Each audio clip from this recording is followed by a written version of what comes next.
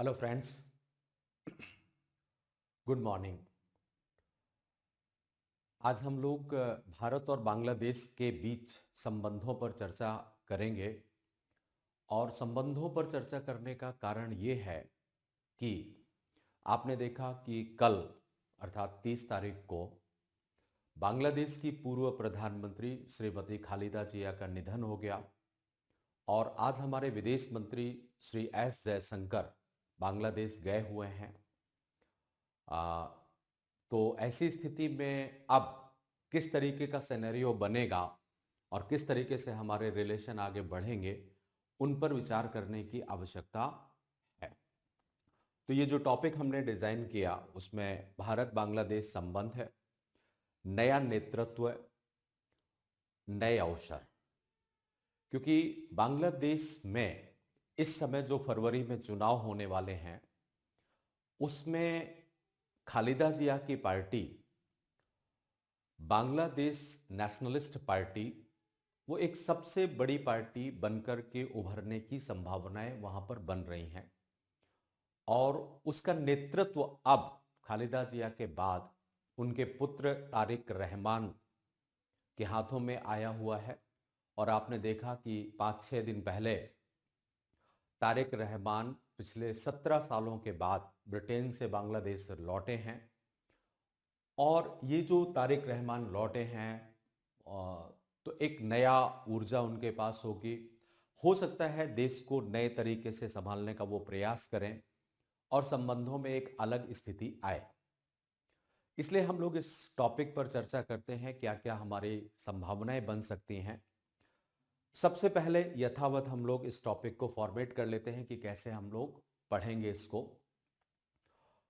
भारत बांग्लादेश संबंध है। सबसे पहले हम थोड़ी सी चर्चा बांग्लादेश की आजादी के बारे में, इसके बाद भारत और बांग्लादेश संबंधों की ऐतिहासिकता का एक संक्षिप्त अध्ययन करेंगे ताकि हमें यह पता चले कि भूतकाल में हमारे बांग्लादेश के साथ रिलेशन कैसे रहे हैं। और इसके बाद बांग्लादेश में वर्तमान अस्थिरता, जो अगस्त 2024 से अस्थिरता उत्पन्न हुई, उस अस्थिरता से भारत और बांग्लादेश के संबंधों में क्या परिवर्तन आए, उन पर चर्चा करेंगे। और फिर हम देखेंगे कि भविष्य में भारत बांग्लादेश संबंध कैसे रह सकते हैं और भारत को कौन सी कूटनीतियां अपनानी चाहिए ताकि संबंधों पर सुधार लाया जा सके। तो सबसे पहली चर्चा आती है हमारी कि बांग्लादेश आजाद कैसे हुआ। तो पहले आप जानते हैं कि बांग्लादेश पाकिस्तान का अंग हुआ करता था। भारत का जब बंटवारा हुआ और भारतीय स्वतंत्रता अधिनियम 1947 के तहत पाकिस्तान को दो भौगोलिक क्षेत्र प्राप्त हुए। एक पश्चिम में जो पाकिस्तान है और पूरब में, पहले उसे पूर्वी पाकिस्तान कहा जाता था, लेकिन 1971 के बाद इसे बांग्लादेश कहा गया। अब ऐसी स्थिति में हुआ ये कि 3 दिसंबर सन 1971 को पाकिस्तान ने भारत के पश्चिमी क्षेत्र में युद्ध की कार्यवाही शुरू कर दी, अर्थात जम्मू कश्मीर के क्षेत्र में। और भारत ने उस पर जवाबी कार्यवाही भी की।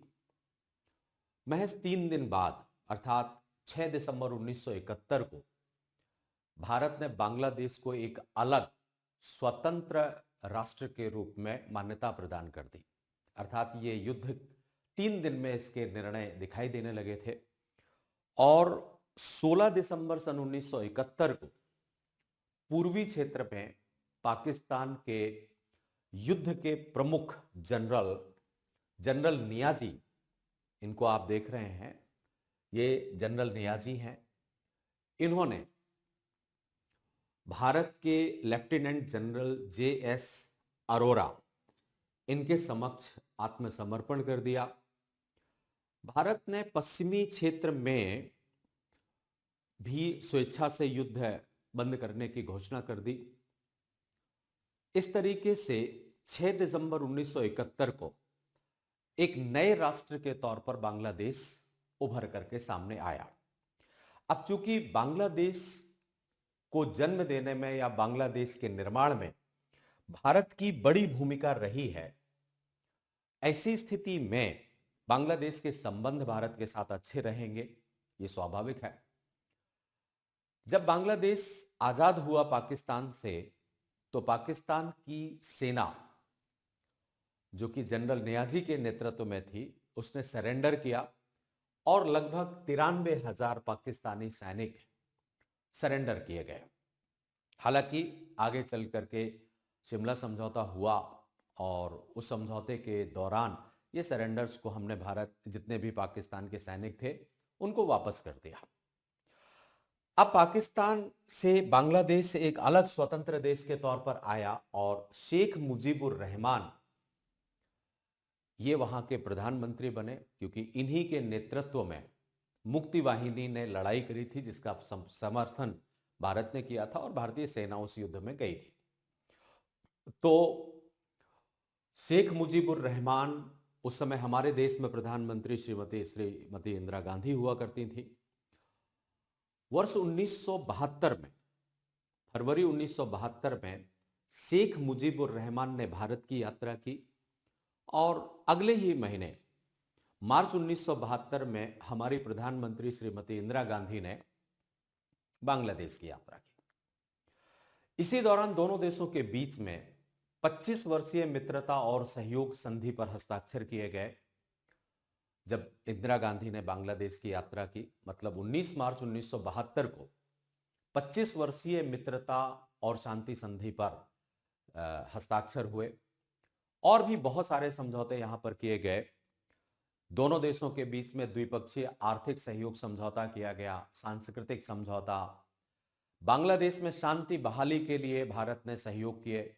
1973-74 में मतलब युद्ध बंदियों के संदर्भ में जो भारत और पाकिस्तान के बीच समझौता हुआ 1973 में, भारत और पाकिस्तान के साथ साथ 1974 में भारत और बांग्लादेश के बीच समझौता हुआ और 74 तक आते आते दोनों देशों के बीच में सामान्य स्थिति बनना शुरू हो गई। बांग्लादेश में सामान्य स्थिति बहाल करने में भारत की बहुत महत्वपूर्ण भूमिका थी। इस तरीके से 1972 के बाद से दोनों देशों के बीच संबंध भी बहुत सकारात्मक हुआ और लगभग प्रत्येक क्षेत्र में भारत ने बांग्लादेश की मदद की। दोनों देशों ने वर्ष 1974 में आर्थिक सहयोग समझौता किया, संयुक्त जूट आयोग का निर्माण किया। जो विवाद पहले से चला आ रहा था गंगा जल को लेकर के, फरक्का विवाद, उस पर आरंभिक तौर पर 1975 में अंतरिम समझौता भी किया गया। हालांकि 1975 आते आते शेख मुजीबुर रहमान की हत्या कर दी गई और उनकी मृत्यु हो गई, जिससे बांग्लादेश में एक अस्थिरता जैसी स्थिति उत्पन्न हो गई। 1975 में मुजीबुर रहमान की हत्या होते ही वहां पर सैन्य शासन आ गया। आरंभ में सैन्य शासन का नेतृत्व जिया उर रहमान ने किया। अगस्त 1975 में मुजीबुर रहमान की मृत्यु हो जाने के बाद शासन संचालित रहा, लेकिन कुछ असंतुष्ट सैनिकों ने उनकी हत्या कर दी और हत्या के बाद सैन्य सरकारों का दौर शुरू हुआ। 1976 से लेकर के और 1981 तक इन्होंने शासन किया, सैन्य शासन था। और ये मुजीबुर रहमान के छोटे भाई जिया उर रहमान, इन्होंने सत्ता संभाली। हालांकि 1981 में इनकी भी हत्या कर दी गई और 1982 से लेकर के 1990 के दशक तक यहां पर शासन संभाला हुसैन मोहम्मद इरशाद ने। ये भी सैन्य शासन थे। मतलब इस दौरान 1975 से लेकर के और 1990 तक, 1975 के अंत से अगस्त 1975 से लेकर के और 1990 तक यहां पर सैन्य शासन रहा। इन दोनों सैन्य शासकों ने इसी दौरान जब ये सत्ता में थे तो अपनी अपनी राजनीतिक पार्टियां भी गठित कर ली। जैसे कि जिया उर रहमान ने बांग्लादेश नेशनलिस्ट पार्टी का गठन किया और उन्हीं की पत्नी जिनका कल देहांत हो गया, खालिदा जिया, ये जिया उर रहमान की पत्नी हुआ करती थी। तारिक रहमान उनके पुत्र हैं।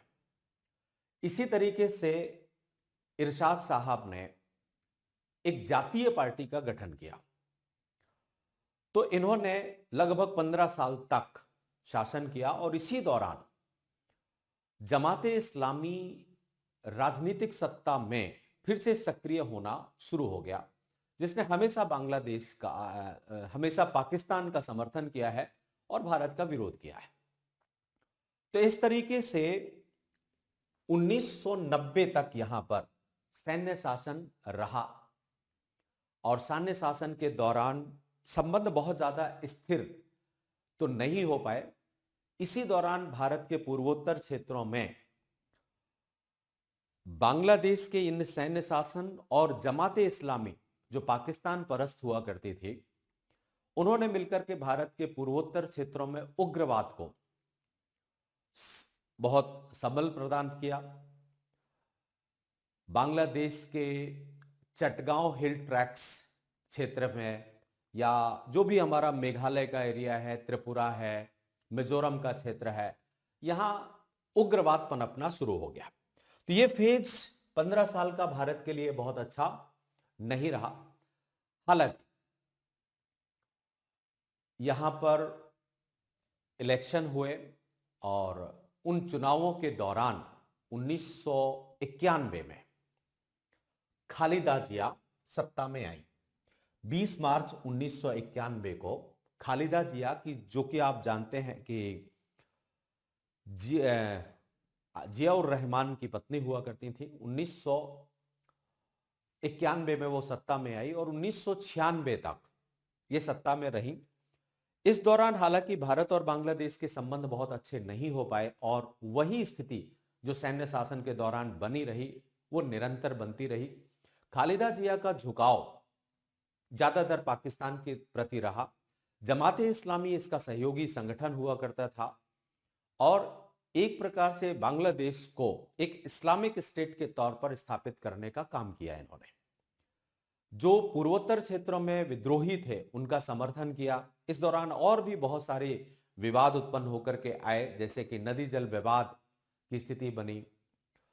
इसी समय जब यहां पर खालिदा जिया सत्ता में थी 1991 से लेकर के और मार्च 1996 के दौरान, इस दौरान भारत में भी राजनीतिक परिवर्तन हुए और भारतीय जनता पार्टी जो एक हिंदू राष्ट्रवादी पार्टी के तौर पर उभर करके सामने आई, वो बनी। इस समय भारत में भी बहुत सारे सांप्रदायिक दंगे हुए। इसी दौरान दिसंबर 1992 को बाबरी मस्जिद को भी गिरा दिया गया था। ऐसी स्थिति में बांग्लादेश में भी हिंदू समुदायों पर हमला होना शुरू हुआ। तो कुल मिलाकर के आप ये कह सकते हैं कि 1991 से लेकर के 1996 के बीच जहां बांग्लादेश भी सांप्रदायिक हिंसा का शिकार रहा, वहां भारत में भी सांप्रदायिक हिंसाएं विद्यमान रही। आगे चलकर के यहां पर 1996 में शासन शेख हसीना का समाप्त हुआ और इसके बाद 1996 में फिर चुनाव हुए और उस चुनाव के पश्चात यहां सत्तासीन हुई अवामी लीग, जो कि शेख मुजीबुर रहमान की पत्नी हुआ करती, वो पुत्री, शेख मुजीबुर रहमान की पुत्री शेख हसीना, वो सत्तासीन हुई। भारत में भी राजनीतिक परिवर्तन हुआ और देवगौड़ा साहब भारत में प्रधानमंत्री बने। तो शेख हसीना का शासनकाल 1996 से लेकर के जुलाई 2001 तक चला और भारत और बांग्लादेश के बीच संबंधों में सकारात्मकता आई। वही सकारात्मकता जो 1971 से 75 के बीच में शेख मुजीबुर रहमान के दौरान थी, वो सकारात्मकता फिर से आनी शुरू हुई। हमारे प्रधानमंत्री श्री देवेगौड़ा ने 1997 में 96 में बांग्लादेश की यात्रा की और 97 में फिर शेख हसीना भी भारत आई।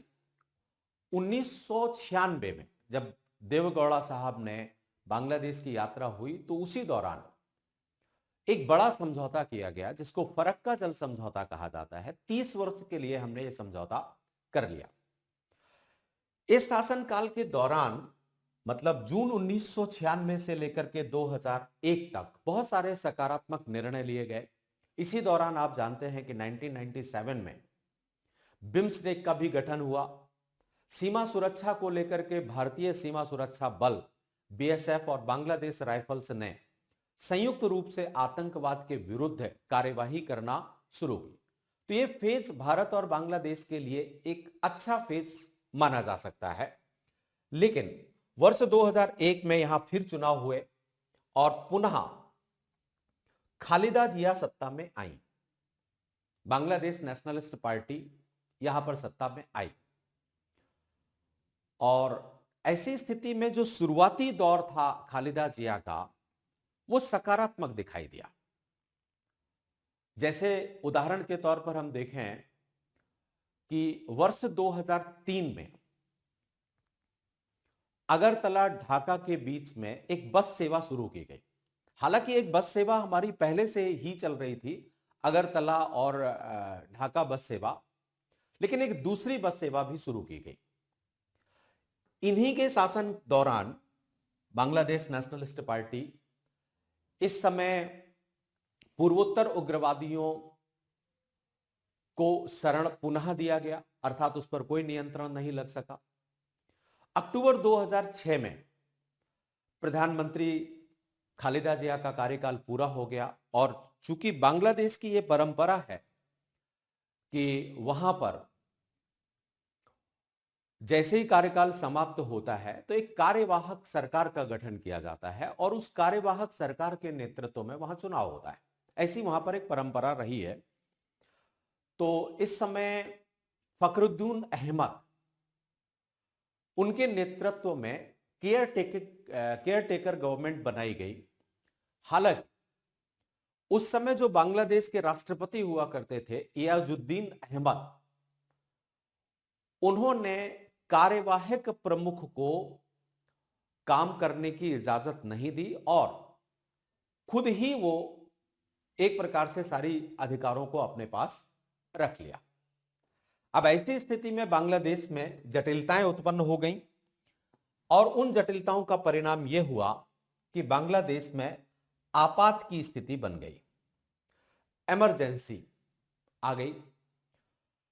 चुनावों में धांधली और हिंसा की आशंका के कारण से 11 जनवरी 2007 को वहां पर आपातकाल घोषित कर दिया गया। राष्ट्रपति इयाजुद्दीन अहमद इनको इस्तीफा देना पड़ा और फिर फखरुद्दीन अहमद को चीफ एडवाइजर के तौर पर बनाया गया, जो एक केयरटेकर प्रधानमंत्री के तौर पर रहे। इस दौरान सरकार सेना के अप्रत्यक्ष समर्थन से चल रही थी। 2007-8 में अवामी लीग अप्रत्यक्ष समर्थन से यहां पर आना और सक्रिय होना शुरू होती है। तो इस आपातकाल के दौरान दिसंबर 2008 को चुनाव होते हैं और उस चुनाव में शेख हसीना पुनः सत्तासीन होती हैं। जनवरी 2009 में शेख हसीना सत्ता प्राप्त करती हैं और तब से लेकर के एक लंबे समय तक शेख हसीना का शासनकाल रहता है।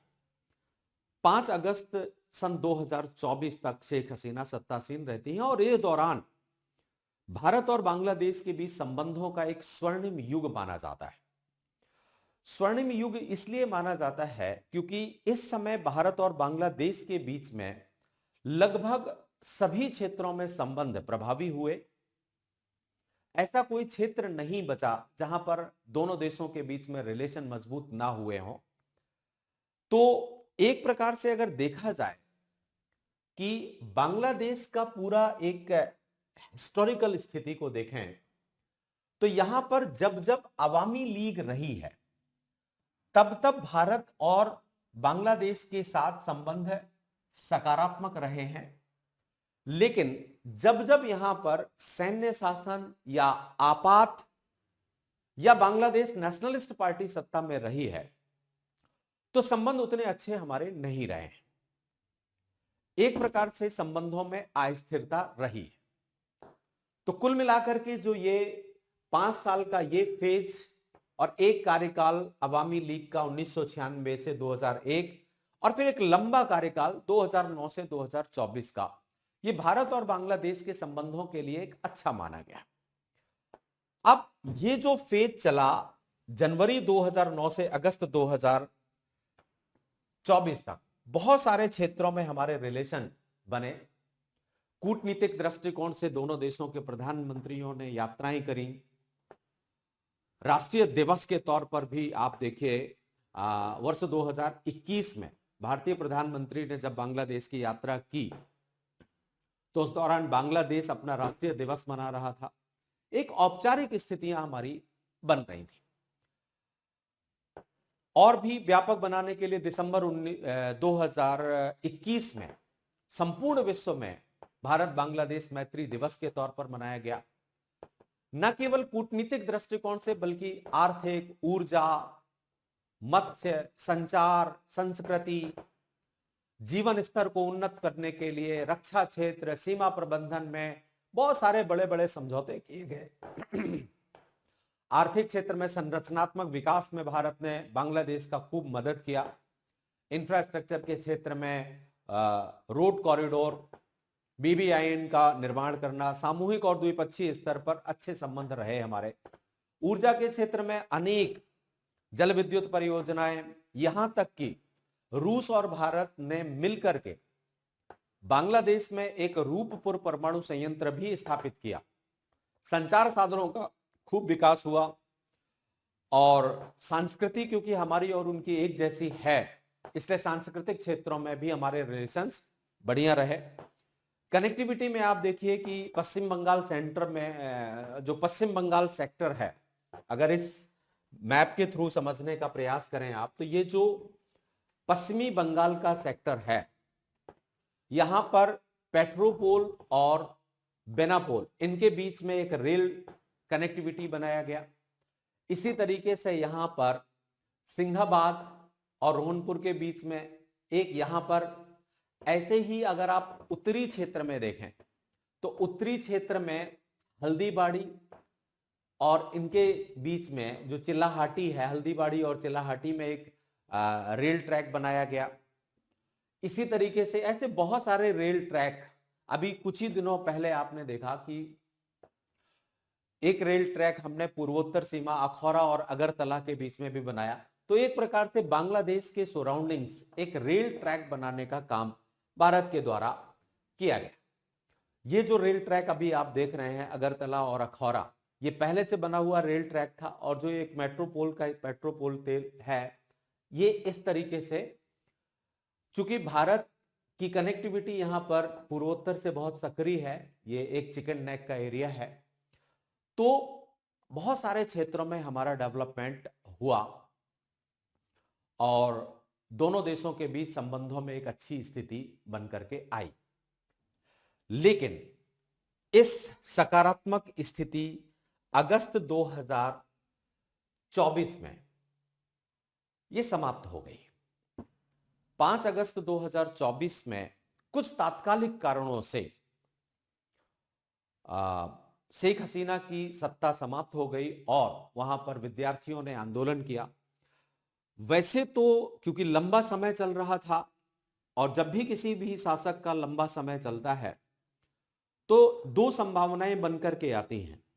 या तो शासन उसका बहुत उदासीन प्रकृति का हो जाता है, या वो तानाशाही प्रकृति का भी हो जाता है।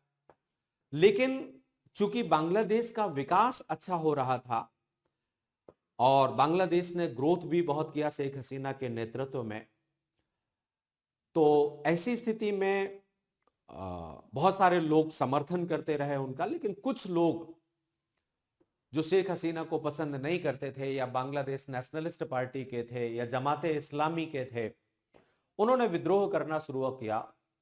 और उसका एक तात्कालिक कारण बना जो शक्ति वाहिनी के सैनिक 1971 में आहत हुए थे, वहां पर एक रिजर्वेशन व्यवस्था की गई थी कि उनको उनके परिवार के लोगों को आजीवन रिजर्वेशन दिया जाएगा। ये परंपरा जैसी चल रही थी। हालांकि बांग्लादेश के सुप्रीम कोर्ट ने यह डिसीजन दिया कि इस रिजर्वेशन को समाप्त कर देना चाहिए और शेख हसीना ने इसको एक्सेप्ट भी कर लिया था। मतलब ये रिजर्वेशन ऑलमोस्ट समाप्त हो चुका था, लेकिन फिर भी शेख हसीना के विरुद्ध आंदोलन हुए, विद्यार्थी और बहुत सारे लोग सड़कों पर उतरे, तोड़ फोड़ हुई। जो मुजीबुर रहमान का आवास हुआ करता था उसे भी नष्ट कर दिया गया। मुजीबुर रहमान की मूर्ति को भी हटा दिया गया, क्योंकि वहां पर मुजीबुर रहमान को एक राष्ट्रपिता के तौर पर देखा जाता था। मतलब यहां पर एक अस्थिरता उत्पन्न हो गई। और चूंकि लंबे समय तक शेख हसीना के भारत के साथ संबंध थे, तो भारत के विरोध में भी वहां के लोग आना शुरू हो गए। बांग्लादेश में रहने वाले हिंदू अल्पसंख्यकों के विरुद्ध हत्याएं उनकी होने लगी, उनके घर जलाए जाने लगे, उनके साथ अमानवीयता का व्यवहार किया जाने लगा। इस अगस्त 2005 के बाद से जो ये अस्थिरता उत्पन्न हुई, इस अस्थिरता ने भारत और बांग्लादेश के बीच में संबंधों को लगभग समाप्त करने की स्थिति में पैदा कर दिया। और अब आप देख रहे हैं कि हम वर्ष 2026 में प्रवेश कर चुके हैं। तो ऐसी स्थिति में संबंधों को कैसे देखा जाए और कैसे स्थितियां पुनः ठीक हो। बांग्लादेश में चुनाव भी होने वाले हैं। फरवरी 2026 में बांग्लादेश में चुनाव होने वाले हैं। तो जो ये बांग्लादेश में अस्थिरता आई, उस बांग्लादेश में इस अस्थिरता ने बहुत सारी समस्याओं को जन्म दे दिया।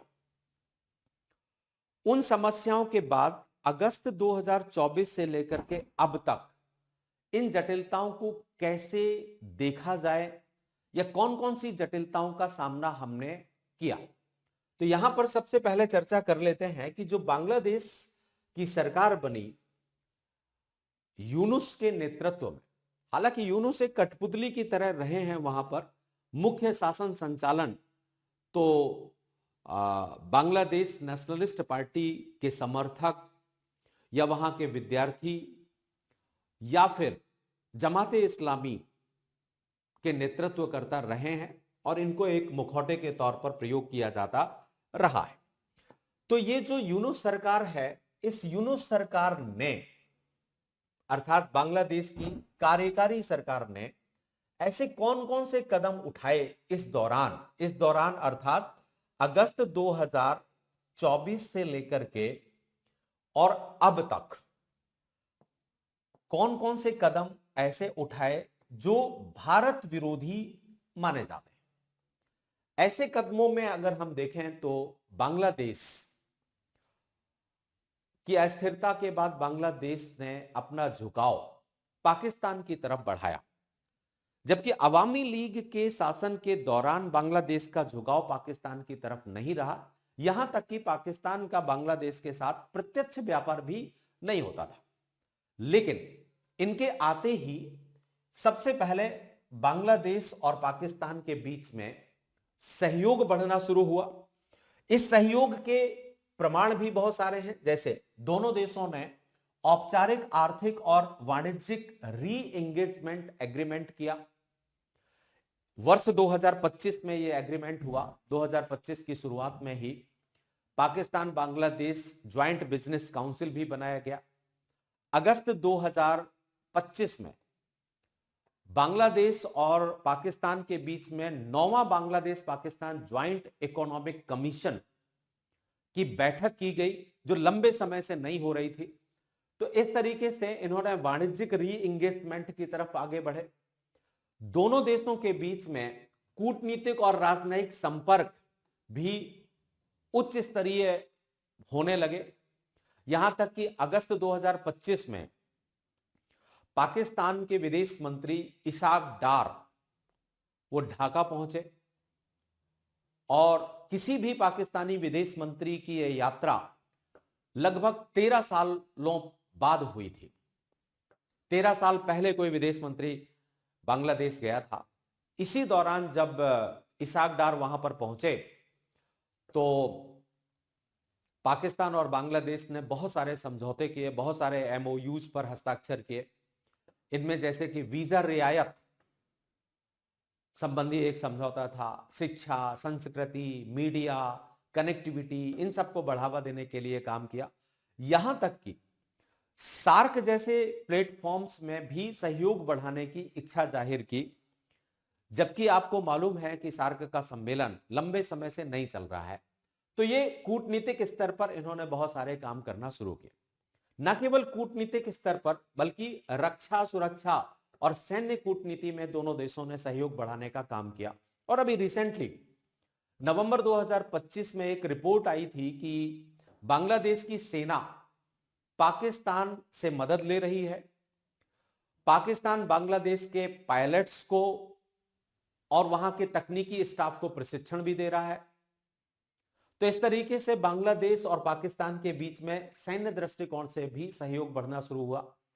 शिक्षा, समाज और सांस्कृतिक संबंध, मतलब एक नॉलेज स्कॉलरशिप कॉरिडोर का भी काम किया गया। तो ये सारे क्षेत्रों में बांग्लादेश और पाकिस्तान के बीच में सहयोग बढ़ना शुरू किया। न केवल पाकिस्तान बल्कि बांग्लादेश की सरकार चीन के साथ भी, जो यूनुस सरकार है, उसने चीन के साथ भी सहयोग बढ़ाने का काम करना शुरू किया। और चीन की चूंकि नीति ही यही रही है, अगर हम चीन के साथ सहयोग को देखें तो चीन की नीति ही है, चीन अपनी BRI परियोजना को बढ़ाना चाहता है। चीन की मोतियों की माला कूटनीति है, मोतियों की माला, और इस कूटनीति से वो भारत को घेरना चाहता है। इस BRI प्रोजेक्ट और मोतियों की माला कूटनीति के तहत, जिसको आप स्ट्रिंग ऑफ पल्स डिप्लोमेसी कहते हैं, उसके तहत उसने भारत के सराउंडिंग चारों तरफ बहुत सारे बंदरगाहों का विकास कर भी लिया है, जिसमें आप पाकिस्तान में ग्वादर बंदरगाह को देख रहे हैं, आप श्रीलंका में हम्बनटोटा बंदरगाह है, बांग्लादेश में वो चट्टोग्राम बंदरगाह को विकसित करना चाह रहा है, वहां पर भी हस्तक्षेप हो उसका। म्यांमार में आप देखिए तो क्याओक्यू बंदरगाह है। और भारत को घेरने के दृष्टिकोण से चीन ने अपने खुद के भी कुछ बंदरगाह बनाए हुए हैं, जैसे कि यानतियन है, सान्या है, नौसैनिक अड्डा बनाया हुआ है वहां पर। तो चीन की यह नीति रही है। और अब जैसे ही उसको अवसर मिला, अगस्त 2024 के बाद से 24 और 25 में, उस दौरान चीन और बांग्लादेश के बीच में बहुत सारे क्षेत्रों में सहयोग बढ़ा। जैसे कि आप चट्टोग्राम और पायरा बंदरगाह, चीन इन बंदरगाहों पर भारी निवेश करना चाहता है। बांग्लादेश की सेना के लिए चीनी हथियार, युद्धपोत, पनडुब्बी, इन सब की आपूर्ति भी हो रही है। इंफ्रास्ट्रक्चर प्रोजेक्ट्स भी चलाए जा रहे हैं, जैसे चीन बांग्लादेश में सड़क, रेलवे, पावर प्रोजेक्ट्स, इन सब पर तेजी से निवेश कर रहा है। इस दौरान मोहम्मद यूनुस के नेतृत्व में जो अंतरिम सरकार है वो चीन के काफी करीब आई और लगभग 2.1 अरब डॉलर के चीन और बांग्लादेश के बीच में समझौते इस दौरान किए गए। बांग्लादेश चीन द्विपक्षीय व्यापार भी बढ़ गया है और चीन अब बांग्लादेश का सबसे बड़ा व्यापारिक भागीदार बन गया है, जबकि अगस्त 2024 से बांग्लादेश का सबसे बड़ा व्यापारिक भागीदार भारत हुआ करता था, लेकिन अब उसका व्यापारिक भागीदार चीन बन गया है। इस समय अगर आप देखें तो चीन की बांग्लादेश के प्रति कुछ खास रणनीतियां हैं, जैसे चीन बांग्लादेश को ड्यूल यूज पोर्ट्स डेवलप करने के लिए बाध्य कर रहा है। ड्यूल यूज पोर्ट्स का मतलब होता है कि उनका प्रयोग आर्थिक दृष्टिकोण से भी किया जा सकता है और उनका प्रयोग सैनिक दृष्टिकोण से भी किया जा सकता है। ड्यूल यूज पोर्ट्स में चट्टोग्राम पोर्ट्स, पायरा द्वीप पोर्ट्स है, उसको डेवलप कर रहा है। दूसरा, वो नौसैनिक पेट्रोलिंग मतलब चीन अपने युद्धपोत और पनडुब्बियों के माध्यम से बांग्लादेश की जल सीमा के अंदर पेट्रोलिंग करना चाहता है। इसी तरीके से वो इकोनॉमिक इन्फ्लुएंस की तरफ लाना चाहता है। बांग्लादेश को कर्ज देकर उसे डेब्ट ट्रैप में फंसाएगा और इसके बाद उसकी नीतियों को परिवर्तित करने का प्रयास करेगा। सैन्य दृष्टिकोण से भी वो सहकार्य को बढ़ाने की कोशिश कर रहा है। तो इस तरीके से उसका जो बांग्लादेश के प्रति रणनीतियां हैं वो कुल मिलाकर के आर्थिक, नौसैनिक और कूटनीतिक सभी दृष्टिकोणों से है। अब चीन बांग्लादेश का भारत पर क्या प्रभाव पड़ेगा, यह बात तो आपको स्पष्ट हो जा रही होगी, क्योंकि चीन भारत को संतुलित करना चाहता है और इसीलिए उसने अपनी बीआरआई और क्रेडिट डेप्थ डिप्लोमेसी या चेक डिप्लोमेसी या मोतियों की माला कूटनीति का प्रसार तेजी से किया है। तो अगर बांग्लादेश और चीन के बीच नजदीकियां और ज्यादा बढ़ती हैं तो भारत की सामरिक और समुद्री सुरक्षा के लिहाज से एक गंभीर चुनौती भारत के लिए बन सकती है, खासकर बंगाल की खाड़ी में और चिकन नेक के एरिया में। ऐसी स्थिति में भारत पर स्वाभाविक तौर पर प्रभाव पड़ेगा। भारतीय नौसेना की निगरानी और मूवमेंट को खतरा हो सकता है। भारतीय रणनीतिक संतुलन बिगड़ सकता है। भारत के पड़ोस में चीन अपना आर्थिक प्रभुत्व स्थापित कर सकता है। भारत की पूर्वी सीमाओं पर भी दबाव इससे बढ़ सकता है। तो ये जो यूनुस सरकार ने चीन की तरफ झुकाव किया अपना, उससे हमारे लिए काफी समस्याएं उत्पन्न हो सकती हैं। न केवल पाकिस्तान और चीन की तरफ झुकाव से, बल्कि कुछ दिनों से बांग्लादेश और चीन का जो ये त्रिकोणीय स्थिति है, आजकल एक त्रिकोणीय सहयोग बन रहा है जिसमें चीन, पाकिस्तान और बांग्लादेश ये मिलकर के भारत को घेरने की कोशिश कर रहे हैं। अब अभी कुछ दिनों पहले जब यूनुस साहब चीन की यात्रा में गए थे तो उन्होंने कहा था कि बंगाल की खाड़ी के सबसे बड़े केयरटेकर हम हैं। बंगाल की खाड़ी हमारे, और भारत के पूर्वोत्तर प्रांतों तक पहुंच बांग्लादेश के बिना संभव नहीं है, ऐसे ऊटपटांग स्टेटमेंट यूनुस साहब ने दिए थे। तो एक तरीके से ये जो ट्रायंगुलर कोऑपरेशन स्थापित हो रहा है, इससे अंतरराष्ट्रीय स्तर पर दक्षिण एशिया में एक संतुलन बिगड़ सकता है। और भले ही अभी कोई औपचारिक गठबंधन ना किया हो इसने, ये जो चाइना, पाकिस्तान, बांग्लादेश, जिसको आप सीपीबी भी कह सकते हैं, ये कोई औपचारिक नहीं है, लेकिन एक सैन्य दृष्टिकोण से सहयोग बढ़ाने का प्रयास तो है और इसकी शुरुआत हो भी गई है। जैसे कुछ दिनों पहले आप देखो, जून 2025 में कुनमिंग में इनकी त्रिपक्षीय बैठक हुई थी।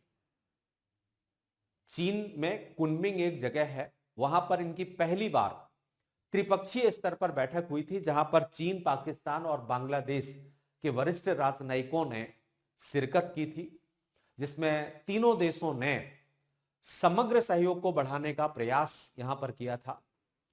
इस बैठक के दौरान कई क्षेत्रों में सहयोग की इच्छाएं भी जताई गई थी, जैसे कि व्यापार, निवेश, समुद्री मामले, जलवायु, शिक्षा, स्वास्थ्य, इन सब मामलों पर चर्चाएं हुई।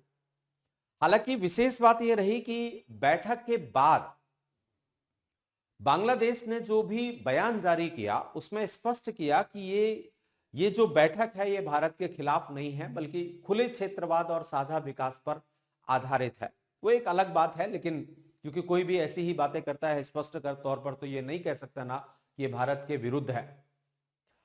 तो इस तरीके से ये एक संगठन बनाने का प्रयास कर रहे हैं। सामरिक दृष्टिकोण से भी ये संगठन बनाने की स्थिति है। जैसे कि आपने देखा कि JF-17 युद्ध विमान में बांग्लादेश ने रुचि दिखाई है चाइना से प्राप्त करने के लिए, तो भारत के लिए बहुत सारी चिंताएं यहां पर बन सकती हैं। तो ये त्रिकोणीय सहयोग, न केवल इनका त्रिकोणीय सहयोग बल्कि सांप्रदायिक और चरमपंथ को भी बढ़ावा दिया गया है विगत कुछ वर्षों में। और आप देखते होंगे कि बांग्लादेश में बहुत सारी सांप्रदायिक घटनाएं यहां पर हो रही हैं और जैसे कि जमात इस्लामी के प्रमुख ये बड़ी बड़ी रैलियां कर रहे हैं और उन रैलियों में बांग्लादेश को एक बांग्ला नेशनलिज्म के स्थान पर इस्लामिक नेशनलिज्म की तरफ ले जाना चाहते हैं और पाकिस्तान इस क्षेत्र में बांग्लादेश की मदद कर रहा है। तो ये सारी परिस्थितियां इस समय बनी। अब बात आती है कि जो ये परिस्थितियां उत्पन्न हुई हैं, बांग्लादेश की कार्यवाहक सरकार के द्वारा जो भी भारत विरोधी कदम उठाए गए हैं, वो भारत को किन किन दृष्टिकोणों से प्रभावित कर सकते हैं, अर्थात भारत पर क्या क्या इनका प्रभाव पड़ सकता है बांग्लादेश की कार्यवाहक सरकार के द्वारा उठाए गए कदमों में। पहला प्रभाव तो भारत की सुरक्षा पर पड़ सकता है, नेशनल सिक्योरिटी इंप्लीकेशंस पर, जैसे कि बांग्लादेश के चारों तरफ से तो भारत ही भारत है। बांग्लादेश की सीमाएं केवल 2 देशों से मिलती हैं और जिनमें लगभग 95% सीमाएं तो भारत से मिलती हैं। अब यहां पर वो उग्रवाद या छद्म युद्ध को प्रभावित कर सकता है। तो भारत की सुरक्षा पर प्रभाव कई दृष्टिकोणों से हो सकता है। जैसे आप देखो, एक तो पाकिस्तान का आईएसआई बांग्लादेश में सक्रिय हो सकता है। जैसा कि आप जानते हैं कि 1990 से 2005 के बीच में आईएसआई ने बांग्लादेश का खूब उपयोग किया। जिस दौरान खालिदा जिया का शासन हुआ करता था 2001 से 2006 के बीच में, तो आईएसआई बांग्लादेश में सक्रिय था। तो ऐसी स्थिति बन सकती है कि भारत के पूर्वोत्तर क्षेत्रों में नक्सलवाद, उग्रवाद और आतंकवाद का एक सम्मिश्रण बन जाए। चाइना नक्सलवाद को सपोर्ट करेगा, उग्रवाद वहां पर पनपा हुआ है जिसमें उल्फा, NSCN-IM, NSCN-K जैसे बहुत सारे संगठन हैं, बोडो उग्रवादी संगठन है जिनको मदद मिल सकती है। वहां पाकिस्तान आतंकवादियों को प्रेरित कर सकता है। तो एक बड़ी जटिलता पूरे के पूरे नॉर्थ ईस्ट में पैदा हो सकती है। तो यहां पर एक आतंकवाद के बारे में आप समझ सकते हैं कि आतंकवाद की जटिलताएं बन सकती हैं। दूसरा आप देखिए कि एक 3 फ्रंट सुरक्षा दबाव भारत के ऊपर पड़ेगा। 3 फ्रंट सुरक्षा दबाव। अभी तक आप सुनते आए होंगे कि भारत 2.5 फ्रंट पर लड़ाई कर रहा है। जैसे कि विपिन रावत साहब, जो हमारे पूर्व CDS हुआ करते थे, जो अब नहीं है, उन्होंने कहा था कि भारत 2.5 फ्रंट पर युद्ध लड़ रहा है, जिसमें उन्होंने कहा था कि एक फ्रंट पाकिस्तान, दूसरा फ्रंट चाइना और आधा फ्रंट आतंकवाद।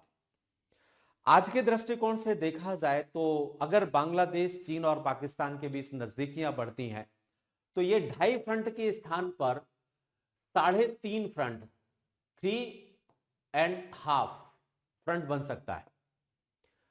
पाकिस्तान, बांग्लादेश और चाइना और आधा आतंकवाद। हालांकि आतंकवाद को एक पूरा फ्रंट समझा जाए तो ज्यादा बढ़िया है। तो एक बड़ी प्रॉब्लम हमारे सामने ये हो सकती है। तीसरी बड़ी प्रॉब्लम हो सकती है चटगांव कराची समुद्री सुरक्षा एक्सिस। चटगांव कराची समुद्री सुरक्षा एक्सिस बन सकता है, जो हमारे लिए एक बड़ी समस्याएं उत्पन्न कर सकता है। तो एक तो प्रभाव भारत की सुरक्षा पर, दूसरा भारत की कूटनीति पर भी यहां से प्रभाव बन सकता है। जैसे भारत की नेबरहुड पॉलिसी और एक्ट ईस्ट पॉलिसी पर नकारात्मक प्रभाव पड़ सकता है, क्योंकि एक्ट ईस्ट पॉलिसी और नेबरहुड पॉलिसी में बांग्लादेश महत्वपूर्ण भूमिका निभाता है। चाहे वो कलादान मल्टी मॉडल प्रोजेक्ट हो और आसियान देशों के साथ संपर्क स्थापित करने के लिए हमारी नीति हो, नेबरहुड पॉलिसी का तो पार्ट ही है बांग्लादेश। तो आप देखिए कि लगभग पिछले 10 से 12 वर्षों में भारत बांग्लादेश संबंध बहुत स्थिर हुए थे और उस स्थिरता में हमारी नेबरहुड पॉलिसी और एक्ट ईस्ट पॉलिसी काफी सफल हुई। लेकिन अब बांग्लादेश का पाकिस्तान के साथ और चीन के साथ झुकाव से हमारे इस कूटनीति पर, नेबरहुड पॉलिसी पर प्रभाव पड़ेगा। सार्क का भी संतुलन बिगड़ सकता है और सार्क को ये भारत को बाईपास करके ग्रुपिंग करने की कोशिश कर सकते हैं।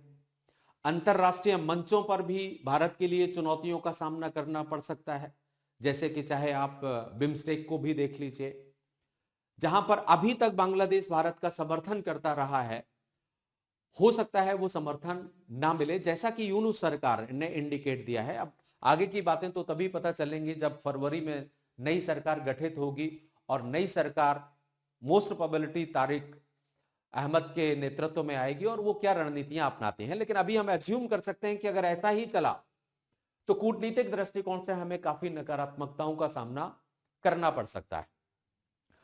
भारत के पूर्वोत्तर क्षेत्र पर, नॉर्थ ईस्ट स्टेट पर भी समस्याएं उत्पन्न हो सकती हैं। बॉर्डर मैनेजमेंट की प्रॉब्लम आ सकती है। पूर्वोत्तर राज्यों में इकोनॉमिक कनेक्टिविटी की भी समस्या हो सकती है, क्योंकि बहुत सारी कनेक्टिविटी हमारी बांग्लादेश से होकर के है, चाहे वो पेट्रोपोल रेल कॉरिडोर कनेक्टिविटी हो, चाहे वो अगरतला हो, अखौरा अगरतला रेल कनेक्टिविटी हो। तो नॉर्थ ईस्ट के प्रांतों में कनेक्टिविटी को लेकर के हमारी बांग्लादेश पर डिपेंडेंसी रही है, तो वो बाधित हो सकती है। बांग्लादेश में कट्टरपंथी समूह पैदा हो सकते हैं और बड़ी बात, रिवर वाटर डिस्प्यूट्स को सॉर्ट आउट करने में भी समस्या उत्पन्न हो सकती है।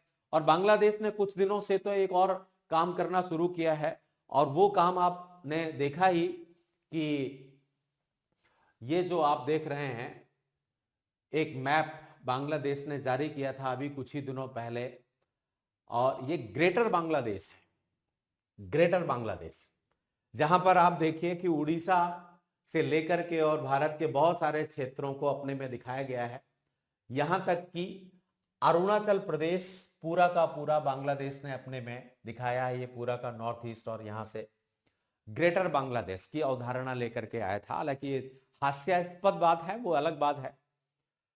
तो ये समस्याएं हमारे लिए उत्पन्न हो सकती हैं, जो बांग्लादेश की कार्यवाहक सरकार ने जो आसार पैदा किए हैं, उन आसार को देखते हुए ये 4 तरीके से हमें सोचने की आवश्यकता होगी। अब बात आती है कि ये जब चला अगस्त 2024 से लेकर के, और आज आप जनवरी 2026 की पहली तारीख को पहुंच गए हैं, उस स्थिति को आधार बना करके और भविष्य को देखते हुए कि भविष्य में आपको ध्यान रहे कि अवामी लीग फरवरी में जो चुनाव होने वाला है बांग्लादेश में, उसमें भागीदारी नहीं कर रही है, क्योंकि अवामी लीग को चुनाव लड़ने से रोका गया है। तो अब आने वाली सरकार जो होंगी, वो अभी तक उनका इतिहास ये रहा है कि वो भारत के समर्थन में नहीं रही हैं। तो ऐसी आशंकाएं प्रकट की जा सकती हैं कि भविष्य में भारत के साथ संबंधों में अभी भी चुनौतियां रहेंगी। हालांकि जो ये अभी तक स्थिति रही है, उसमें ऐसा नहीं है कि भारत ने कोई कदम नहीं उठाए हैं। भारत सहता रहा है, भारत की प्रतिक्रिया रही है, और भारत ने उस प्रतिक्रिया स्वरूप बहुत सारे कदम उठाए भी हैं। जैसे भारत ने लॉजिस्टिक सपोर्ट पर प्रतिबंध लगा दिया था।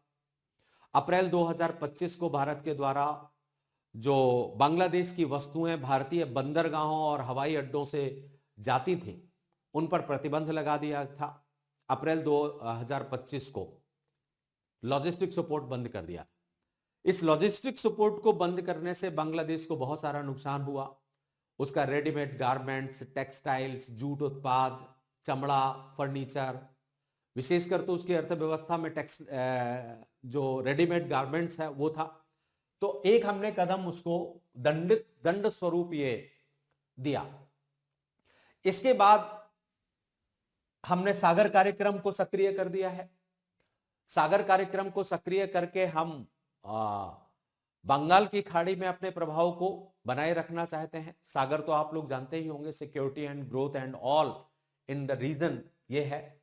पड़ोसी देशों के साथ भारत ने सक्रिय सहयोग बढ़ाने शुरू किए हैं, जिसमें आप श्रीलंका है, मालदीव है, और आपका अफगानिस्तान, नेपाल, भूटान, इन सब के साथ में हमारे रिलेशंस ठीक ठाक चल रहे हैं, ताकि हम ऐसी किसी भी परिस्थिति से निजात पा सकें। इसके बाद अस्थिरता को अवसर में बदलने के लिए हमारे पास एक सॉफ्ट पावर डिप्लोमेसी है। अगर बांग्लादेश सही दिशा में जाता है तो हम सॉफ्ट पावर का प्रयोग भी करेंगे। ब्लू इकोनॉमी का भी हम प्रयोग कर रहे हैं। इसके बाद इन सभी सुरक्षात्मक आशंकाओं को देखते हुए हमने सिलीगुड़ी कॉरिडोर में इंफ्रास्ट्रक्चर डेवलपमेंट शुरू कर दिया है, जिसको चिकन नेक की स्थिति माना जाता है। लगभग 20 से 24 किलोमीटर का चौड़ा ये क्षेत्र है हमारा, और यहां पर हमने कई काम करना शुरू किए हैं। जैसे हमने इंफ्रास्ट्रक्चर को मजबूत किया, वहां डबल लाइन हाईवे और रेलवे बनाए जा रहे हैं। नेशनल हाईवे और रेलवे को हाई स्पीड बनाने का प्रयास किया जा रहा है ताकि नॉर्थ ईस्ट में कनेक्टिविटी की कोई समस्या ना उत्पन्न हो सके। टनल्स और फ्लाईओवर्स भी बनाए जा रहे हैं ताकि ट्रैफिक को ठीक ढंग से बनाया जा सके। इसी तरीके से हमने BBIN इनिशिएटिव्स को भी मजबूत किया है, जिसमें भूटान, नेपाल, बांग्लादेश, इन सब के बीच में लॉजिस्टिक सपोर्ट है, तो BBIN को भी स्ट्रॉन्ग करेंगे। पूर्वोत्तर कोलकाता कनेक्टिविटी को भी मजबूत किया जा रहा है। इसके बाद कॉरिडोर की निगरानी करने के लिए ड्रोन निगरानी, army post, smart management system. अभी हमने रिसेंटली 3 तो नए वहां पर सैन्य अड्डे स्थापित किए हैं। नवंबर 2025 को बंगाल और पश्चिम बंगाल और बांग्लादेश की सीमा के पास में 3 नए सैन्य अड्डे बनाए गए हैं। यहां पर हवाई और वायु अड्डे भी बनाए हैं। तो एक प्रकार से हमने इस कॉरिडोर को सुरक्षित करने का काम किया है। इसके बाद ANC, क्योंकि बंगाल की खाड़ी में अगर चाइना एक्टिव होता है तो हमने ANC अर्थात अंडमान निकोबार कमांड, उसको भी मजबूत करने का काम शुरू कर दिया है। यहां पर बहुत सारे काम कर रहे हैं, जैसे कि ट्राई सर्विस इंटीग्रेशंस को बढ़ाया जा रहा है। वहां पर नई एयर स्ट्रिप्स और लॉन्ग रेंज सर्विलांस भी बनाए गए हैं। नई नई मिसाइल क्षमताएं वहां पर हम डेवलप कर रहे हैं। नौसेना की तैनाती भी हमने की है। इसके बाद भारत SIR भी आप देख रहे होंगे इस समय चल रहा है, ताकि घुसपैठियों की पहचान किए जा सके। हालांकि SIR का प्रत्यक्ष इससे कोई संबंध नहीं है, लेकिन अप्रत्यक्ष जरूर संबंध है। चुनाव आयोग के द्वारा किया जा रहा है काम है ये, तो इससे पता तो चलेगा कि भाई कौन अवैध रह रहा है। SIR एक प्रकार से मतदाता शुद्धिकरण है, और ये NRC के लिए जमीन तैयार करेगा, जो नागरिकता शुद्धिकरण है। तो SIR मतदाता शुद्धिकरण को प्रेरित करेगा, और इसके बाद नागरिकता शुद्धिकरण का काम आ सकता है, और नागरिकता शुद्धिकरण के बाद तो निर्वाचन होना तय है। इसी तरीके से वीजा सेवाओं को भी लंबित कर दिया गया है। हालांकि भारत ने जब लंबित किया तो पाकिस्तान ने भी उनको लंबित किया है। भारत ने बांग्लादेश के चटगांव में जो हमारा एक वीजा एप्लीकेशन सेंटर हुआ करता था, उसको हमने 21 दिसंबर 2025 को अस्थायी रूप से निलंबित कर दिया था। हालांकि इसका जो कारण बताया गया वो सुरक्षा कारण बताया गया, क्योंकि अभी आपने कुछ दिनों पहले देखा कि वहां पर हिंसाएं फिर से पनपना शुरू हो गई हैं। हादी की हत्या हो जाने के बाद से वो बौखला जैसे गए हैं। जवाब स्वरूप बांग्लादेश ने भी नई दिल्ली में अपने उच्चायोग और त्रिपुरा में अपने उच्चायोग को बंद कर दिया है। उसने भी 23 दिसंबर 2025 को ये काम किया। तो इस तरीके से ये सारे कदम भारत ने अपनी स्थिति को देखते हुए किए। तो हमने भी ये चर्चा कर ली कि भारत की प्रतिक्रिया और भारत ने कौन कौन से कदम बांग्लादेश की वर्तमान परिस्थितियों में, जब वहां पर अस्थिरता विद्यमान है, उठाए। लेकिन अब ये बात आती है कि बांग्लादेश की ओर से क्या भविष्य में कोई समस्याएं उत्पन्न नहीं होंगी, या भविष्य में क्या कौन सी आशंकाएं उत्पन्न हो सकती हैं। तो भारत और बांग्लादेश के बीच जो संबंधों का इतिहास रहा है, जिसमें आपने देखा कि जब भी बांग्लादेश में अस्थिरता उत्पन्न हुई है, या जब बांग्लादेश में nationalist party, Bangladesh nationalist party या जमाते इस्लामी प्रभाव में आई हैं, तो भारत उत्तर पूर्वी राज्यों में, खासकर पश्चिम बंगाल है, मेघालय, त्रिपुरा, मिजोरम, इन सब में उग्रवादी गतिविधियों का शिकार हुआ है। तो ऐसी आशंकाओं से बचा नहीं जा सकता है कि भविष्य में जो भी नेतृत्व आए और अगर उसमें जमाते इस्लामी शामिल है, तो पूर्वोत्तर क्षेत्रों में उग्रवाद बढ़ेगा। तारिक रहमान, जैसा कि लग रहा है कि खालिदा जिया के पुत्र सत्ता में आ सकते हैं, तो अभी तक का इतिहास तो ये रहा है कि उसने भी भारत में समस्याओं को जनरेट किया है। लेकिन चलिए हम लोग इस आशंकाओं को देखते हुए कि पूर्वोत्तर में उग्रवाद जैसी स्थितियां बन सकती हैं और ये संभावनाएं भी बन सकती हैं कि पूर्वोत्तर का जो उग्रवाद है, वो उग्रवाद उसके साथ पाकिस्तान द्वारा प्रायोजित आतंकवाद और चीन द्वारा समर्थित माओवाद, इन सब के बीच में सामंजस्य स्थापित हो सकता है। लेकिन ऐसी स्थिति को देखते हुए फिर भी हमें आगे बढ़ना है और अब हम ये देखते हैं कि भारत के लिए बांग्लादेश के प्रति अब कूटनीति क्या रहनी चाहिए, किस तरीके से हम बांग्लादेश के प्रति काम को करेंगे और हमें अपनी सतर्कता को बनाए रखना चाहिए। तो यहां मेरा सबसे पहला मानना है कि बांग्लादेश के प्रति हमें सबसे पहली स्थिति है कि हम सुरक्षा और आत्मनिर्भरता पर फोकस करें। सुरक्षा और आत्मनिर्भरता में हम बहुत सारी चीजें कर सकते हैं। जैसे अभी आप देख रहे हैं कि सिलीगुड़ी क्षेत्र में हमने सैन्य गतिविधियों को बढ़ा दिया है। हमें सबसे पहला काम करना चाहिए कि बांग्लादेश में स्मार्ट फेंसिंग को बड़ी तेजी से किया जाए और पूरे बांग्लादेश बॉर्डर में, वो मिजोरम से लेकर के और पश्चिम बंगाल तक, हमें यहाँ पर अपनी तैनाती, स्मार्ट फेंसिंग और एक सक्रियता दिखानी चाहिए। तो एक तो सुरक्षा में काम करें और पूरी तरीके से आत्मनिर्भर हों। वहां पर किसी भी रूप में बांग्लादेश फोर्स के साथ में ऐसे सहयोग की अपेक्षा ना करें कि वो सीमा प्रबंधन में सहयोग करेगा। तो पहला हमें यह ध्यान रखना है। दूसरे नंबर में हमें ध्यान रखना चाहिए कि हम बांग्लादेश के साथ सहयोग तो रखें, लेकिन सहयोग के साथ साथ हमें दबाव की स्थिति को भी बनाए रखना होगा। अब अगर आप सहयोग के साथ साथ दबाव की स्थिति बनाए रखना चाहते हैं, इसका मतलब soft power plus hard signalling, इसके बीच में हमें संतुलन बनाना होगा। अब ये नीति को ध्यान में रखते हुए भारत को आगे बढ़ना चाहिए। इसमें हमें सबसे पहले, क्योंकि अभी बांग्लादेश में राजनीतिक सत्ता में परिवर्तन आने वाला है और फरवरी 2026 में चुनाव होने वाले हैं।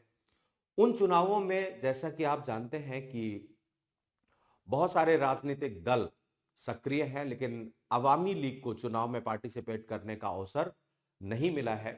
जो भी राजनीतिक दल सक्रिय हैं उनमें बांग्लादेश की नेशनलिस्ट पार्टी है, इसके बाद जमाते इस्लामी वहां पर सक्रिय है, इसके बाद जो नई गठित पार्टी है नेशनल सिटीजन पार्टी, जो अभी जो छात्र आंदोलन वहां पर या उग्रवादी प्रदर्शन हुआ उससे जो एक नई पार्टी गठित हुई नेशनल सिटीजन पार्टी, ये तीन बड़ी पार्टियां हैं जो वहां पर सक्रिय हैं। और भी कुछ कुछ पार्टियां हैं, जमीयत उलेमा ए इस्लाम है एक, जो बीएनपी के साथ काम कर रही है। तो इन सभी पार्टियों में हमें सबसे पहले एक अपने लिए वास्तविक विकल्प की तलाश करना चाहिए। विकल्प कि हमारे हितों में कौन सा विकल्प उचित रहेगा। अगर आज के परिप्रेक्ष्य में देखा जाए तो बांग्लादेश नेशनलिस्ट पार्टी उपयुक्त विकल्प नजर आ रहा है और उसी के जीतने की संभावनाएं भी हैं। बांग्लादेश में भारत के पास वैसे तो कभी बहुत अच्छे विकल्प नहीं रहे हैं, एक अगर अवामी लीग को छोड़ दिया जाए, लेकिन कई बार हमें चयन की जटिलता आ जाती है। अभी खालिदा जिया को श्रद्धांजलि देने के लिए भारतीय विदेश मंत्री इसी उद्देश्य से गए हैं कि वहां पर बांग्लादेश नेशनलिस्ट पार्टी सत्तासीन हो सकती है। इससे पहले अगर हमारे देश का कोई प्रतिनिधि वहां गया था तो हमारे विदेश सचिव गए थे इस कार्यकारी सरकार के दौरान। दिसंबर 2024 को विक्रम मिश्री ने बांग्लादेश की यात्रा की थी और अभी जब कुछ दिनों से खालिदा जिया गंभीर रूप से बीमार चल रही थी तो हमारे प्रधानमंत्री ने भी उनके इलाज में मदद करने की पेशकश की थी। और अब जब उनकी मृत्यु हो गई है तो भारतीय प्रधानमंत्री ने भी अपना श्रद्धांजलि पत्र भेजा है और ये भी कहा है कि बीएनपी ने भारत और बांग्लादेश के संबंधों में मजबूती लाने में बहुत खास भूमिका निभाई है। खालिदा जिया की भूमिका की तारीफ भी की। ये सब डिप्लोमेटिक स्टंट होते हैं। भारत लंबे समय से बांग्लादेश की अवामी लीग के साथ रहा है और प्रधानमंत्री शेख हसीना का समर्थन करता रहा है, जिससे ये सारी पार्टियां नाराज हैं। लेकिन अब जो पार्टियां चुनाव लड़ रही हैं फरवरी में, उनके साथ हमें सहयोग बनाना होगा। तो इसी उद्देश्य से विदेश मंत्री गए हैं। कई बार मेरे सामने एक सवाल आता है, विद्यार्थी सवाल पूछते हैं कि भारत ने बांग्लादेश में सिर्फ शेख हसीना के आधार पर अपने कूटनीतिक संबंधों को क्यों विकसित किया है। तो मैं आपको ये बताना चाहता हूं कि बांग्लादेश में सत्ता की कुछ स्थिति ऐसी है कि वहां जो दल सत्ता में रहता है वो ये आग्रह करता है कि उससे ही बात की जाए, उसके राजनीतिक विरोधियों से बात ना की जाए। अब आप तो सरकार के साथ ही बात करेंगे और सरकार उनकी चाहती है कि हमारे राजनीतिक विरोधियों से किसी भी प्रकार की चर्चा ना हो। यह वहां की एक राजनीतिक परंपरा है। अब चूंकि लंबे समय तक शेख हसीना वहां पर रह गई तो स्वाभाविक सी बात है कि उनके साथ बात होगी और शेख हसीना किसी और से बातचीत करने को पसंद नहीं करेंगी। इस कारण से ये व्यवस्थाएं उत्पन्न हुई हैं। भारत ने ऐसा कोई इंटेंशनली नहीं किया है कि नहीं हमारा शेख हसीना के साथ रहेगा, इस संबंध और किसी के साथ नहीं रहेगा। हाँ, ये जरूर है कि अवामी लीग एक सेक्युलर पार्टी के तौर पर रही है, जबकि बाकी जितनी पार्टियां हैं, चाहे वो बांग्लादेश नेशनलिस्ट पार्टी है, जमाते इस्लामी है, जमीयत उलेमा ए हिमायत है, वो उलेमा ए इस्लाम है, या अभी जो रिसेंट बनी हुई है नेशनल सिटीजन पार्टी, ये सबका सबका संबंध या सबका झुकाव किसी ना किसी रूप में इस्लामिक एक्सट्रीमिज्म के साथ में है। तो भारत का अवामी लीग की तरफ झुकना स्वाभाविक हो जाता है। तो एक तो भारत को वास्तविक विकल्प तलाशना है और वास्तविक विकल्प अगर तलाशना है तो हमें फरवरी में होने वाले चुनाव पर नजर रखनी होगी। चुनावों पर गहरी नजर रखनी होगी कि कैसा काम हो रहा है। अब चुनावों पर गहरी नजर रखने का सीधा मतलब यह है कि जो इस्लामिक एक्सट्रीमिस्ट पार्टियां हैं वो ये देख रही हैं कि बांग्लादेश नेशनलिस्ट पार्टी को बढ़त मिल सकती है, तो चुनाव को बाधित करने का प्रयास करेंगे। और कुछ लोग, यहां तक कि कुछ राष्ट्र, तो ये भी चाहते हैं कि ये फरवरी में चुनाव ना हो सके, क्योंकि उन्हें यूनुस की कार्यकारी सरकार के साथ में ज्यादा आसानी हो रही है और उनमें पाकिस्तान एक राष्ट्र है। तो एक काम हमें यह ध्यान रखना है। तीसरी बात जो हमें ध्यान रखनी चाहिए अभी तात्कालिक तौर पर वो ये है कि जमाते इस्लामी जैसे संगठन सत्ता से दूर रहें, क्योंकि वो हमारे लिए हमेशा खतरनाक रहे हैं। तो सत्ता से जमात ए इस्लामी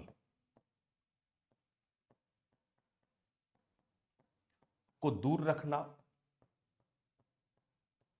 यह हमारा दृष्टिकोण होना चाहिए। और एक बात ध्यान रखना चाहिए कि हमें एक क्विक रिएक्टरी पॉलिटिक्स नहीं करना है, त्वरित प्रतिक्रियात्मक विचारों से बचना चाहिए, त्वरित प्रतिक्रिया से हमें बचना है, क्योंकि वो काफी नुकसानदायक हो जाता है। हालांकि सोशल मीडिया का जमाना है तो भारतीय जनता की प्रतिक्रिया को तो रोकना बड़ा मुश्किल है, लेकिन सरकार को इस तरीके से क्विक रिस्पॉन्स नहीं करना है कोई भी वहां पर घटना होती है। हालांकि भारत सरकार विगत कुछ दिनों से इस बात पर बहुत संवेदनशील है। तो अब एक बात आती है कि जमाते इस्लामी से बहुत सारे लोग ये विचार करेंगे कि जमाते इस्लामी ने तो कहा था कि अब हम भारत के साथ अच्छे रिलेशन बनाना चाहते हैं, लेकिन उसकी इस बात पर विश्वास नहीं किया जा सकता है, और ना ही हम विश्वास कर सकते हैं जो नेशनल सिटीजन पार्टी आई है एनसीपी, क्योंकि अभी कुछ ही दिनों पहले आपने देखा था कि एनसीपी के southern chief organisers Hasnat Abdullah, उन्होंने भारत को चेतावनी दी थी कि अगर बांग्लादेश को भारत की तरफ से अस्थिर किया जाता है तो भारत पूर्वोत्तर राज्यों मतलब 7 सिस्टर्स को अलग थलग समझे। तो इस तरीके के स्टेटमेंट ये देते रहते हैं।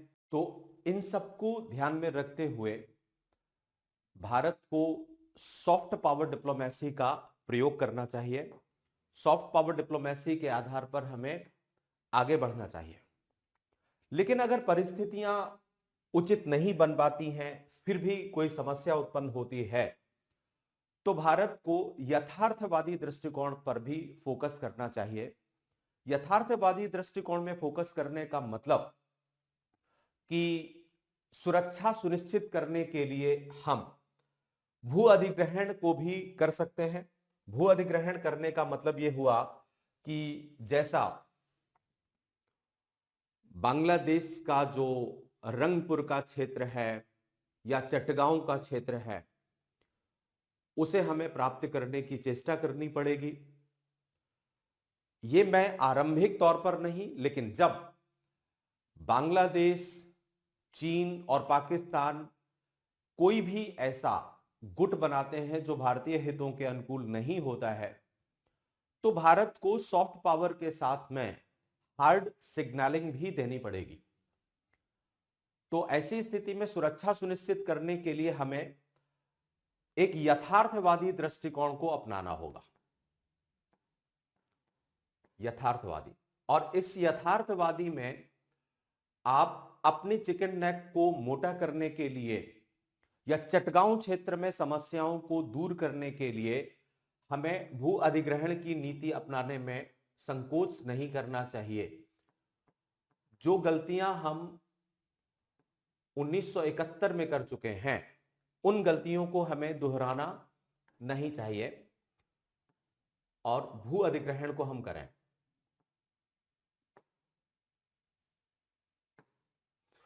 दूसरा नदी जल क्षेत्र है।